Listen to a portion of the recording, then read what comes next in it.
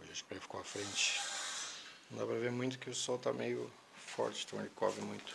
Isso agora não é tudo isso. A caixa à frente. Depois fazer os arremates agora. Tirar o excesso.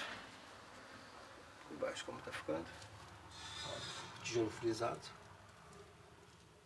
Pra aumentar a garganta. Falta fazer os arremates aqui embaixo. E vamos dar por sequência.